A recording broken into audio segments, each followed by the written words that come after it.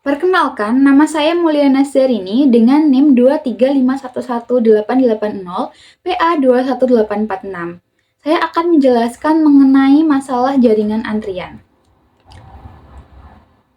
Jadi diberikan suatu masalah jaringan antrian seperti ini. Di bagian rawat jalan sebuah rumah sakit swasta, terdapat 3 dokter dan 3 salesman di toko medis yang saling terhubung. Pasien tiba di rumah sakit tersebut mengikuti proses puasong dengan rata-rata 30 pasien per jam dan bergabung dalam antrian di depan bagian rawat jalan. Setelah didiagnosa dan mendapatkan resep obat dari salah satu dokter, pasien keluar dan bergabung dalam antrian di depan toko medis. Setelah membeli obat, pasien meninggalkan rumah sakit. Jika waktu pelayanan setiap dokter berdistribusi eksponensial dengan rata-rata 4 menit, dan waktu pelayanan salesman berdistribusi eksponensial dengan rata-rata 5 menit, dapat ditentukan rata-rata jumlah pasien rawat jalan di rumah sakit dan rata-rata waktu yang dihabiskan pasien di rumah sakit. Nah, untuk masalah tersebut bisa dimodelkan menjadi seperti berikut, yaitu yang pertama ada kedatangan pasien yang tadinya itu 30 pasien per jam dan dia langsung antre di depan bagian rawat jalannya di sini yang mau ke konsultasi ke dokter. Ya, server 1, server 2, server 3 di bagian depan ini itu dokter 1, dokter 2, dokter 3. Nah, setelah mendapatkan diagnosa dari dokter, pasien langsung antri di antrian untuk toko medis ya di sini. Nah, server 1, server 2, server 3 di sini tuh salesman 1, salesman 2, sama salesman 3. Setelah mendapatkan obatnya, pasien meninggalkan rumah sakit. Nah, dapat dilihat bahwa kedatangannya itu berdistribusi poisson dan waktu yang dibutuhkannya itu rata-ratanya berdistribusi eksponensial. Jadi bisa diklaim bahwa sistem antrian ini itu adalah sistem antrian MM3. Nah, dari hasil pemodelan tersebut dapat diperoleh tingkat kedatangan untuk dokter dan salesman-nya itu sama, yaitu 30 pasien per jam. Nah, untuk pelayanan dokter, tingkat pelayanannya itu atau μ1 sama dengan 60 per 4. Kenapa? Karena tadi rata-rata waktu pelayanannya itu adalah 4 menit, sehingga untuk waktu 1 jam itu terdapat 15 pasien per jam per dokternya. Nah, jumlah servernya itu ada 3 dokter. Selanjutnya untuk pelayanan di salesman, itu tingkat pelayanan tadi kan rata-ratanya 5 menit. Jadi untuk waktu 1 jam itu terdapat 12 pasien per jam per salesman. Jadi jumlah servernya sama, yaitu 3 salesman, sama kayak yang di dokter, di 3 dokter. Jadi modelnya ini kayak double MM3.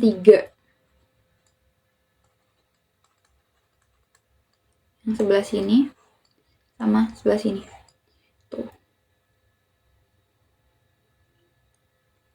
Terus dapat dihitung rata-rata jumlah pasien rawat jalan di rumah sakit.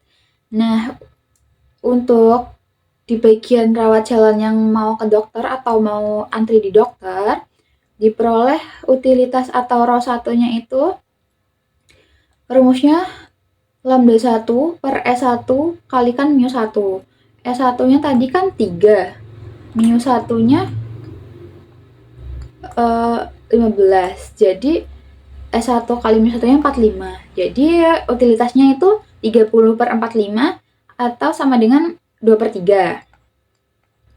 Untuk probabilitas terdapat 0 pelanggan di server, itu rumusnya sigma n sama dengan 0 sampai S1 kurang 1 S1 rho 1 pangkat N per N faktorial ditambah S1 rho 1 pangkat S1 per S1 faktorial kalikan 1 min rho 1 dipangkatkan min 1.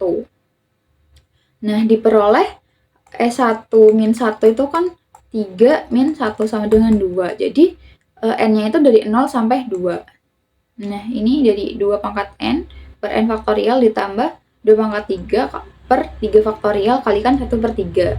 diinverskan atau dipangkatkan -1. Jadi diperoleh probabilitas terdapat 0 pelanggan di server itu 1/9. Nah, diperoleh juga probabilitas terdapat n pelanggan di server itu rho 1 per mu 1 pangkat n per n faktorial dikalikan P0. Itu diperoleh 4/27. Selanjutnya dapat dicari rata jumlah pasien dalam antrian. Itu rumusnya PN kalikan rho 1 per 1 min rho 1 kuadrat. Nah, diperoleh sama dengan 8/9 atau mendekati 1 dari 1 pasien. Nah, karena sudah diperoleh LQ1 lambda 1 dan diketahui lambda 1 per mu 1, berarti kita bisa peroleh rata jumlah pasien dalam sistemnya, yaitu LQ1 ditambah lambda 1 per mu 1 sama dengan 3 pasien. Sehingga untuk rata jumlah pasien yang ada di antrian rawat jalan bagian dokter itu 3 pasien. Nah, selanjutnya untuk yang di toko medis, analog sama yang antrian di dokter, yaitu diperoleh utilitasnya rho 2 sama dengan 5/6 dan probabilitas terdapat 0 pelanggan di sistem itu ada sekitar 0,045.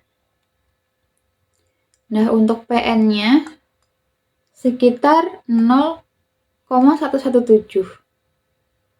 Untuk rata jumlah pasien dalam antriannya itu sama dengan 3,51 atau sekitar 3,5 pasien, dan dapat diperoleh rata jumlah pasien dalam sistemnya yaitu LQ2 ditambah lambda 2 per mu 2 sama dengan 3,5 yang ini ditambah 2,5 yaitu 6 pasien. Jadi rata jumlah pasien di dalam sistem antrian di toko medis itu ada 6 pasien. Nah, kan diperoleh LS1 ini yang di dokter itu 3 pasien dan LS2 ini yang di salesman itu 6 pasien. Dengan demikian, rata-rata jumlah pasien yang rawat jalan di rumah sakit tersebut itu adalah LS1 ditambah LS2 yaitu 9 pasien. Nah, selanjutnya akan dihitung rata-rata waktu yang dihabiskan pasien rawat jalan di rumah sakit. Nah, kan tadi udah diketahui LS1 sama LS2, yaitu ini LS1-nya itu 3 dan LS2-nya itu 6. Kan kita bisa dicari tuh waktunya. Nah, untuk waktunya di antrian saat antri di dokter itu W1 sama dengan LS1 per lambda 1, yaitu 3/30 atau sama dengan 0,1 jam atau sekitar 6 menitan. Untuk antrian yang di toko medis atau di salesman, kita tahu LS2-nya tadi 6 dan lambda 2-nya itu 30. Jadi diperoleh 0,2 jam atau sekitar 12 menitan. Sehingga rata-rata waktu yang dihabiskan pasien rawat jalan di rumah sakit itu adalah W1 ditambah W2 yaitu 6 ditambah 12 yaitu sekitar 18 menit.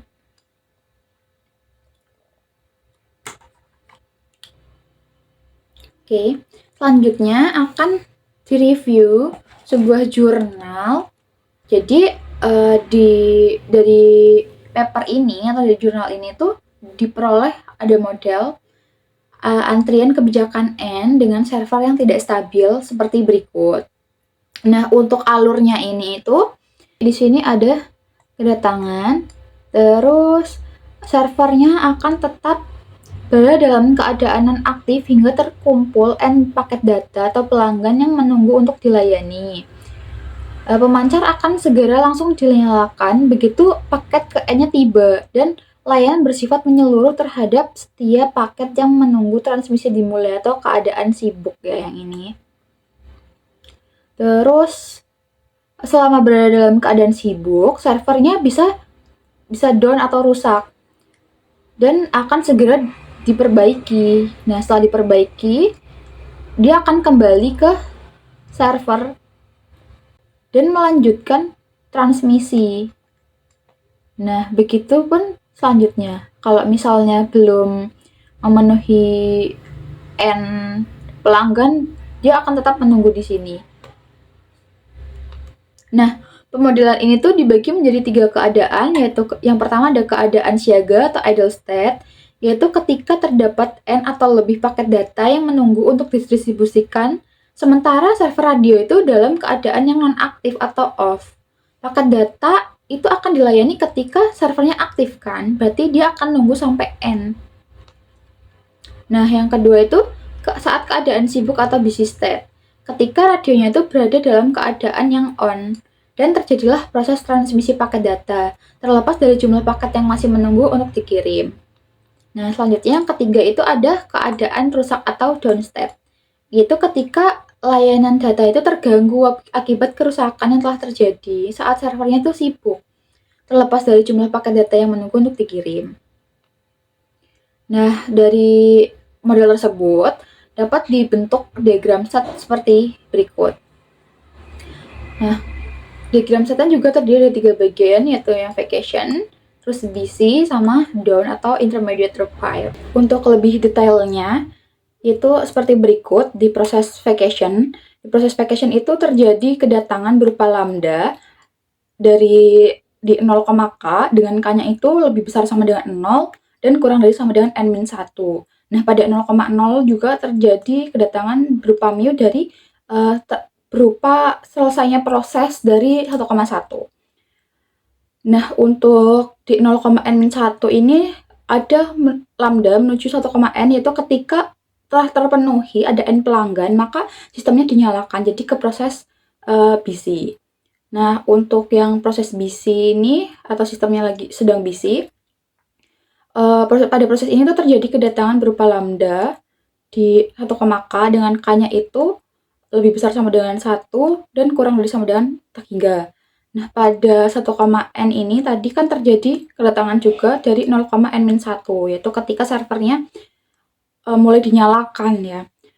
Terus di 1,1 juga terjadi proses layanan telah selesai, itu mu keluar ke 0,0. Di sini juga ada keluar berupa alfa, yaitu ada kerusakan, dan beta kerusakan yang telah dibenerin itu masuk lagi ke busy. Nah, selanjutnya untuk yang down ini ada kedatangan juga lambda di setiap 2,k-nya dengan k-nya itu lebih besar sama dengan 1 dan kurang dari sama dengan tak hingga. Nah, ini juga ada kedatangan dari alfa berupa kerusakan dari sistem busy dan keluar berupa beta. Terus ada mu juga, yaitu berupa pelayanan yang telah selesai diproses. Tuh, jadi ini ke sini dan seterusnya. Ini berlaku seterusnya. Dari diagram set yang telah diperoleh, bisa ditentukan steady state-nya. Nah, untuk steady state bagian idle state, diperhatikan yang vacation. Nah, yang di vacation ini terlebih dahulu diperhatikan untuk yang 0,0. Nah, yang di 0,0 itu terdapat kedatangan ya, berupa mu dari 1,1, yaitu pelayanan telah selesai dilayani. Terus ada kepergian berupa lambda dari 0,0 ke 0,1 dan seterusnya sampai 0,n-1, dan di 0,n-1 itu ada lambda menuju server yang atau sistem yang busy, yaitu ketika jumlah datanya kan sudah mencapai n, sehingga di vacation ini akan dinyalakan mesinnya ke sistem busy, sehingga diperoleh steady state-nya itu seperti ini, yaitu lambda di mu dari 1,1 P1,1 itu ke P0,0 dan dari P0,0 itu ke P0,2 dan seterusnya sampai diperolehlah rumus umumnya tuh ini. Lambda P0,n-1 sama dengan lambda P1,n. Selanjutnya untuk bagian yang busy state, diperhatikan yang busy. Nah, diperhatikanlah untuk yang 1,1 ini. 1,1 untuk yang 1,1 ada kedatangan dari 1,2 berupa pelayanan yang telah selesai dilayani. Jadi dia berkurang 1 ke 1,1. Selanjutnya ada kedatangan berupa beta dari 2,1 atau kerusakan yang telah diperbaiki. Dan ada kepergian berupa lambda ke 1,2, berupa mu ke 0,1 atau ke vacation karena servernya jadi kosong. Dan ada alpha ke down atau immediate karena rusak, ada kerusakan gitu. Jadi untuk yang P11 tuh diperoleh yang masuknya itu ada mu dari 1,2 dan beta dari 2,1 serta yang keluar itu ada mu ditambah lambda ditambah alpha dari P11 dan seterusnya. Ini berlaku sampai 1,n dan seterusnya, sehingga untuk yang 1,n ini ada masuk yaitu berupa lambda dari P0,n-1 sama P1,n-1. Terus ada juga dari P1,n+1 berupa mu dan berupa beta dari P2,n. Nah, untuk yang keluar dari P1,n itu ada mu ke P1,n-1, ada alpha karena dia ada kerusakan, terus ada lambda menuju 1,n+1. Sehingga untuk bagian 1,n ini ada rumusnya itu mu plus lambda plus alpha kalikan P1,n sama dengan lambda P0,n-1 ditambah P1,n-1 ditambah mu P1,n+1 ditambah beta P2,n. Nah, untuk proses yang selanjutnya ini analog seperti proses-proses sebelumnya. Mungkin perbedaannya di lambda yang dari 0,n-1. Nah, untuk yang down state diperhatikan untuk yang 2,1 itu ada kedatangan berupa alpha atau kerusakan dari 1,1. Terus ada mu berupa pelayanan telah selesai dari 2,2. Jadi di 2,1 itu ada ini alpha P1,1 ditambah mu P2,2. Nah, yang keluar itu berupa beta atau kerusakan yang telah diperbaiki ke sistem yang BC itu 1,1 dan berupa lambda atau kedatangan ke 2,2 sehingga diperoleh lambda plus beta kalikan P2,1. Nah, ini analog untuk semuanya dan seterusnya. Jadi diperoleh untuk 1K yang di antara 1 sampai tak hingga itu rumusnya seperti ini, yaitu lambda plus beta ditambah mu kalikan P2,k sama dengan alpha P1,k ditambah lambda P2,k-1 ditambah mu kali 2 P2k plus 1. Dan ini seterusnya. Sehingga kesimpulan yang dapat diperoleh dari paper ini yaitu server seperti radio pada node sensor itu hanya aktif jika jumlah paket data itu mencapai batas minimum N. Dan servernya memiliki 3 kondisi, yaitu idle atau siaga, yaitu ketika servernya itu non-aktif untuk menghemat energi. Yang kedua itu busy atau sibuk, yaitu ketika servernya itu aktif dan mentransmisikan data. Nah, yang ketiga itu ada down atau rusak ketika server gagal saat aktif dan perlu diperbaiki. Nah, model antrian MM1 kebijakan ini efektif untuk memperpanjang umur baterai node sensor, mengurangi kebutuhan penggantian perangkat, dan menurunkan biaya operasional. Dengan penerapan kebijakan M yang optimal, sistem dapat mencapai keseimbangan antara kinerja dan efisiensi energi. Nah, demikian untuk review jurnal atau review papernya. Selanjutnya, saya akan memberikan pendapat saya mengenai pembelajaran di mata kuliah riset operasi B ini. Menurut saya, pembelajaran utama yang saya peroleh dari mata kuliah ini adalah pemahaman mendalam mengenai teori antrian, termasuk model-modelnya seperti MM1, MMS, MG1, dan lain sebagainya, serta penerapannya dalam kehidupan sehari-hari. Selain itu, saya belajar cara melakukan pengamatan langsung terhadap sistem antrian di lingkungan sekitar, menganalisis data antrian yang nyata, serta menginterpretasikan hasilnya untuk pengambilan keputusan yang baik. Pembelajaran ini sangat signifikan karena teori antrian itu sangat relevan dalam berbagai aspek kehidupan nyata, seperti antrian kasir di supermarket, rumah sakit, layanan pelanggan, bahkan dalam sistem jaringan komputer sekalipun. Kemampuan untuk memahami dan memodelkan antrian membantu saya menyadari pentingnya efisiensi pelayanan, waktu tunggu pelanggan, dan optimalisasi sumber daya. Pengalaman melakukan pengamatan secara langsung juga melatih kemampuan analitis saya untuk menggabungkan teori dengan kenyataan di lapangan.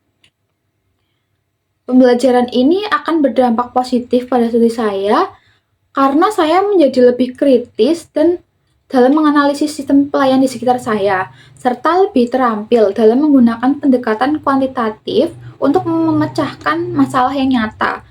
Kedepannya, pemahaman ini juga akan sangat berguna dalam penelitian atau proyek-proyek yang melibatkan optimasi sistem, manajemen operasi, atau pengambilan keputusan yang berbasis data. Sekian dari saya. Terima kasih. Apabila terdapat tutur kata yang kurang berkenan, saya mohon maaf yang sebesar-besarnya.